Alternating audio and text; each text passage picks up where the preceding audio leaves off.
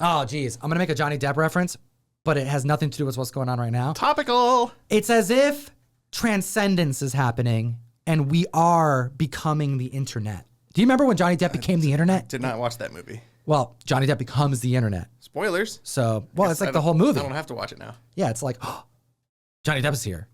Because, like, you know, the internet. So, Wi-Fi is not the villain in this section of the video. So, we're going to be talking about what you've been saying in the chat and some other individuals that are haters. That's right. Or maybe not haters, but like, what are you doing disruptors. here? Yeah, what are you doing here? You're going to see what we're talking about here in a second. Let's actually talk about viewer comments. What is this one? Bring on the salmon. From Replicon Radio. Replicon Radio says, bring on the salmon. So at first I was thinking, What? oh, like smoked salmon? You ever It had is lunchtime. Do you remember, have I ever made you like smoked salmon salad when you were here? No. Dude, I got to make you some smoked salmon salad. That's a tongue twister. It's really good. So I thought of that first, and then I thought, oh, maybe he's talking about like the pinwheels, you know, like it's like wrapped salmon with cream cheese on the inside. And then I realized, wait, Tom, you're being silly. You specifically asked for this. Scout Comics. Last week. Look at this. Do the salmon story. Do the salmon story. Says Jay. Look at this one. Do the park ranger and fish story, aka joke, on next video, please. Paul Johnson. Oh my gosh, Ryan. Are you ready? Do you remember it last week? What happened? So for people who weren't here last week, we read this book called Ranger Stranger. By Scout Comics. It's And freaking fantastic. We had a lot of fun with it. But you accidentally started telling a story in here that we did not want to do on the mic for whatever reason. I don't know, because I think it was fun. I quite enjoyed this part of the comic. Yeah, me too. So we decided not to read it, but you casually, offhandedly went like, if you guys want to hear it, let us know in the comments, blah, blah, blah, whatever. And moved on. You probably didn't think anything was going to happen from it. But we got like at least 3 separate comments in that video saying, please do the salmon story. Please do the salmon story. Comic fam, this is what happens. When you want it, we give it to you. You guys want salmon? We go fishing. You want me to talk about something, you know, like in a comic book? If you comment, we may talk about it, and we may talk about salmon. You follow me here? I also grew up in a place, a town, a community, city called Snohomish, Washington. Oh, yeah. So when I read this story, it kind of hit home because we had we still do, big old pond in the backyard growing up, all right? And that pond would have salmon going, you know, through it, right? Like, you know, they pass through. And have you ever been around a river / pond that has salmon spawning in it? And No. you know what that's like? No. So basically, there'll be a point of the year where randomly salmon start just showing up in the stream. You can see them. They're swimming, and then they go into the pond. And then they go through the pond after they're done, and they go off to the bigger water. And my parents live on 5 acres with a freaking pond behind it. We go fishing out there. Not a big fisherman, but my dad likes it. So, randomly throughout the year, the shit would get flooded. The pond would flood because of beavers, all right? They'd be knocking trees down, and all of a sudden the water just starts lifting. You just up, had a lot right? of action in your backyard, it sounds like. It's 5 acres, man. We're not messing around out there, right? And this is something that I had to do growing up. One, I had to put like a whole like Scuba Steve suit on and go out there and try to like knock down the branches that the beavers put down that blocked the pond, because that water will just keep going up, right? You gotta make it so that the water can flow. But not just that.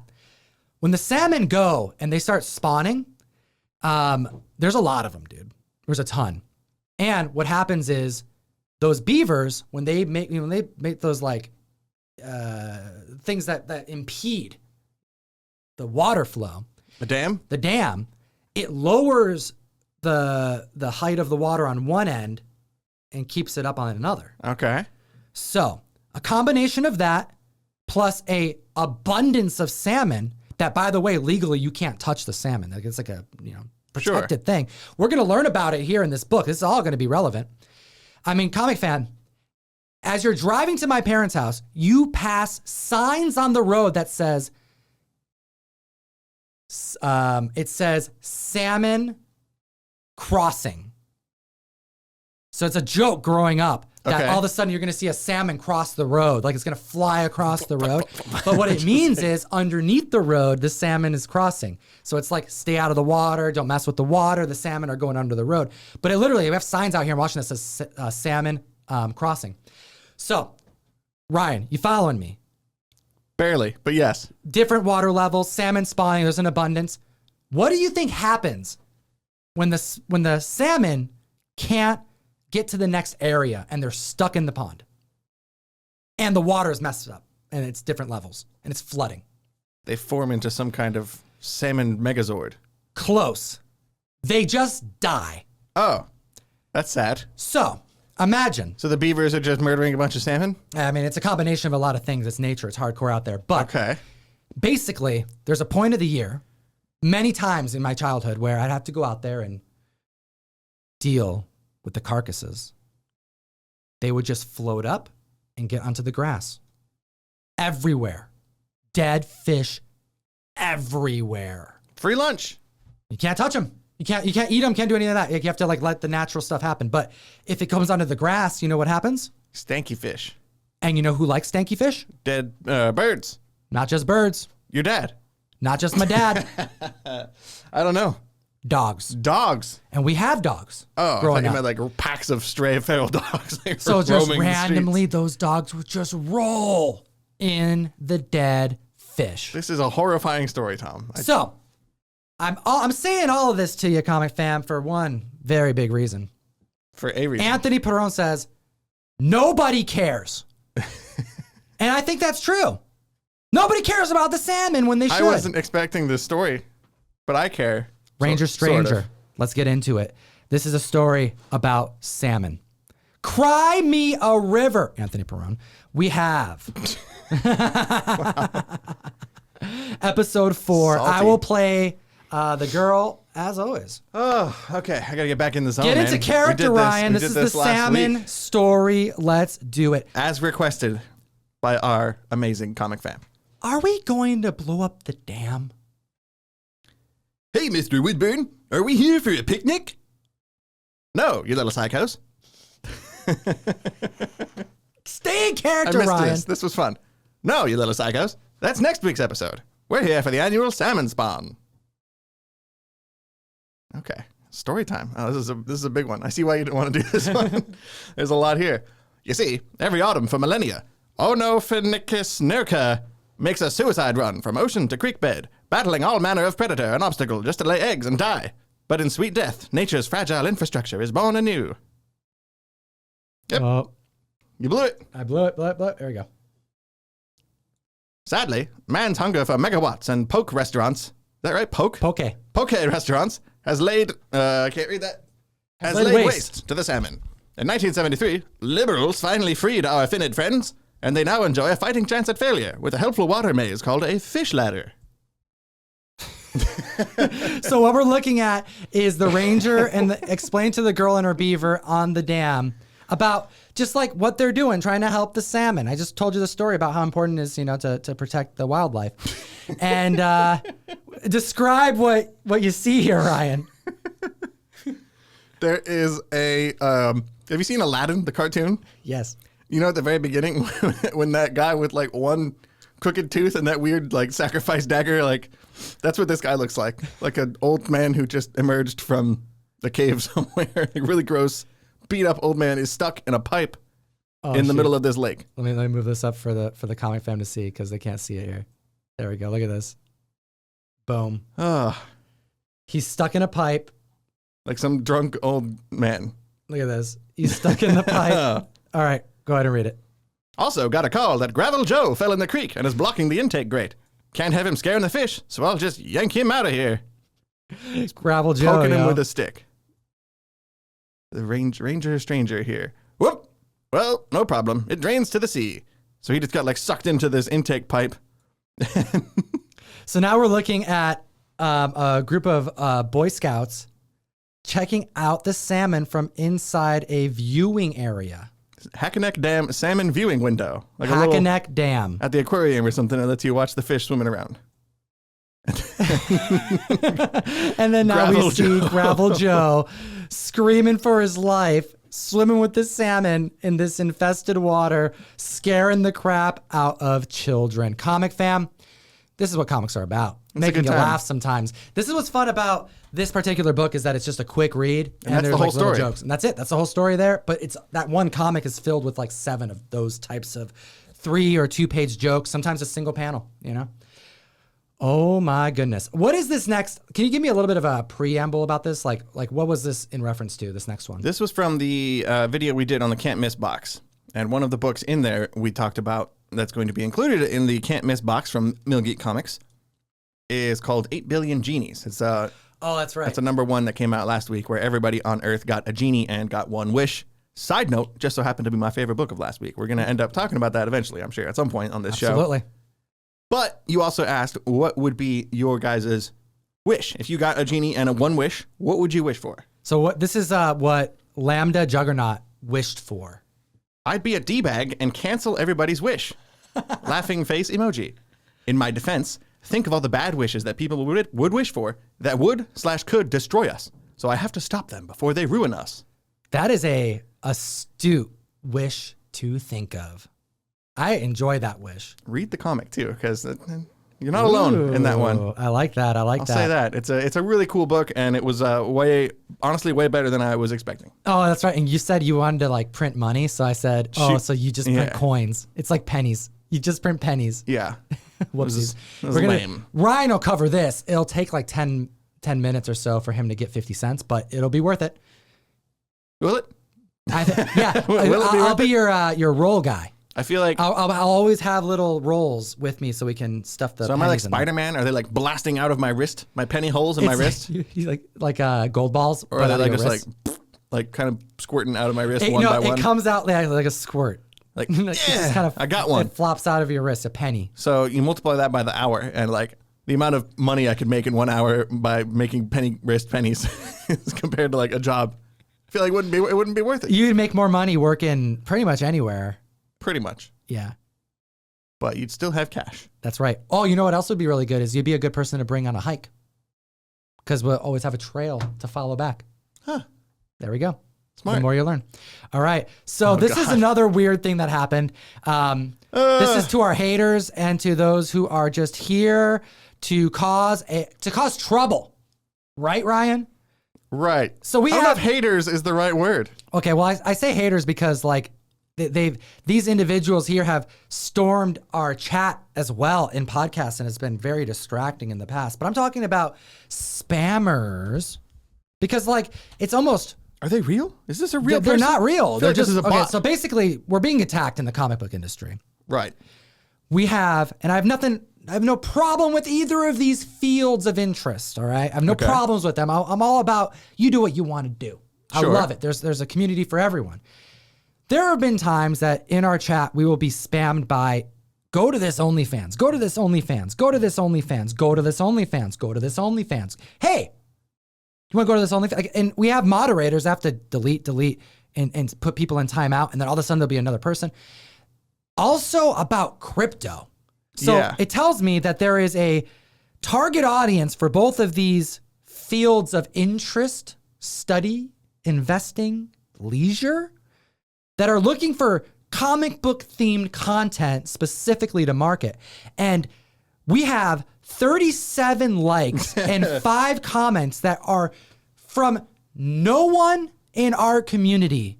It's just the same community group that's spamming the video, because this comment was on a James Tynan breakdown of Nice House on the Lake.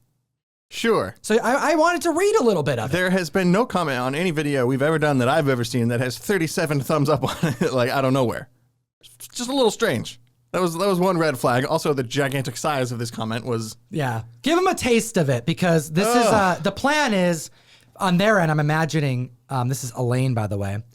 Oh. I'm sure it is. We Googled comic book, and they may be interested in crypto. Trying to get in the mind of how a bot works? Yeah. I don't know. And I mean, there's just like massively, posting everywhere. But this is James Tynan. This is a comment about James Tynan. Go ahead. Elaine Valentina. I have learned in recent months is to remain calm, especially when it comes to investments in cryptocurrencies. Learn not to sell in a panic when everything goes down, and not to buy in euphoria when everything goes up. Right there. That one sentence you could take out, and that's solid stock advice. I have never in my life heard someone say, don't buy in euphoria. Sure. There's some weird grammatical things in this comment. I'll give you that. But that's good investment advice. That one sentence, sure. Buy low, sell high. About a James Tynan review. But yes, in Nice House on the Lake, it's a little out of place. I don't know how it landed here, but there you go. I advise y'all to forget predictions and start making a good profit now, because future valuations are all speculations and guesses. The market is very unstable, and you cannot tell if it's going bearish or bullish.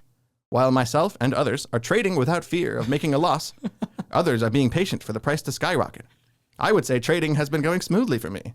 I started with 2.5 Bitcoin, and I have accumulated over 7.6 Bitcoin in just 3 weeks with the trading strategy given to me by expert trader Connor Jordan. I think we found our culprit. What are the odds? We just gave them way more. I know, they're getting way more. This is what they want. I guess. Connor freaking Jordan has infiltrated our feed. This is why you have to comment on our videos, Comic Fam, because if you don't, it's going to be taken over. Here's the proof. Connor Jordan could win the giveaway. A random giveaway that we're doing, right, Tom? So someone separately named Donna Fisher says, with the guides and signals of Connor's trade, I was able to increase my initial 0.5 Bitcoin to 3 Bitcoin with an interval of 5 weeks. But then James Fred had to say something. Came out of nowhere, James Fred. He deserves more accolades, just the same way I was going through comments and I saw this. I gave it a try and bet something I never regretted. What are the odds? Dale LaRue. Dale. It's a completely different This is a completely different person. We're done with the Bitcoin stuff. We're done with the Bitcoin stuff. Thank goodness. Thank you, Dale, for bringing us back to earth. I was just like laughing my ass off because it's just comment after comment. There's like 5 of them on there where it's like, yeah, actually Connor did help me. Oh, help me too. It's like, what are the odds that these people would find this one comment? It's like they're all the same person. I don't know how this works. I feel like Connor's got like 7 different YouTube accounts. Connor's hustling Connor hard. guy's pretty cool. All right, but now we're talking about Dale. Sure, Dale's got something important to say, actually. Yeah, this is the kind of comments we want to see. Thank you, Dale. Dale, we appreciate you. Especially after all of that. Okay. Oh, I'm all heated, man. Bitcoin turned. Okay. Now that the Marvel horror genre is about to explode, do you see other titles that feature Dracula, Frankenstein, and the werewolf rising in value also?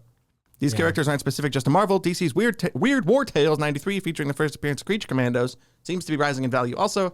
Could there be a rebound for books, such as Classics Illustrated Frankenstein? Also, it would sure expand the market. Absolutely. I really believe it to be an area of opportunity. We've been saying it on the show for over a year now that with all this added interest into collecting major keys, blue chip books, for example, some of the ones that were slower moving but have absolutely caught up were, post-code horror, right?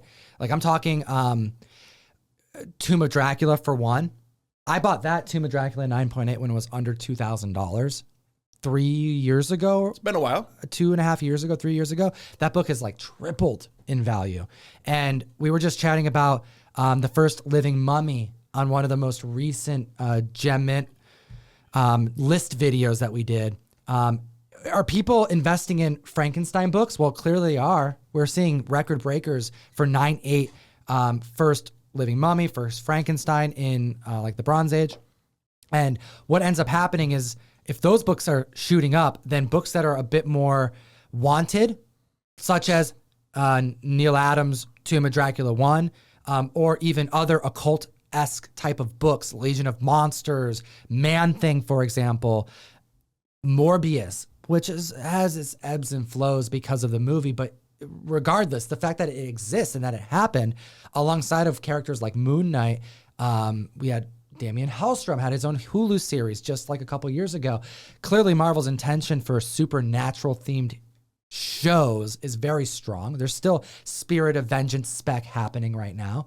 There's also the Midnight Suns is constantly being spec'd on. I'm seeing record breakers for that every other month when any type of news moves.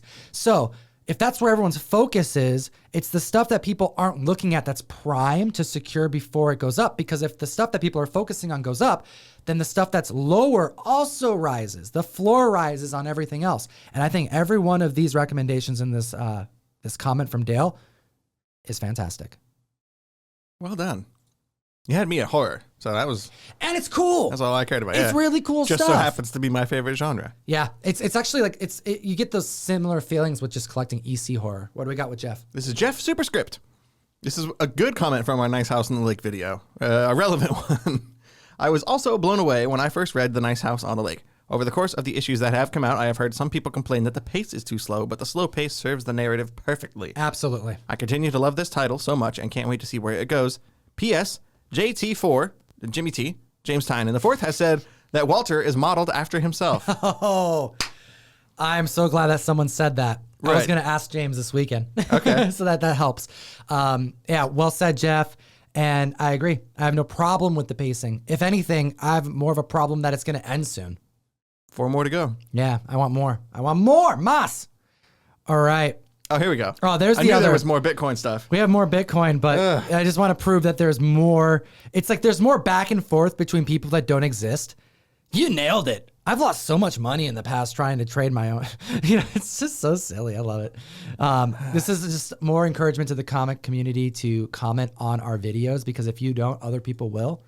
And it's the people that are commenting, it's a little rough, It's a little rough. Book has hit $20. Let off the gas, comic fan, unless you're really gunning for some Jack for the goodness. $75 cover price on this. Don't overbid. But if somebody wants it, we got it.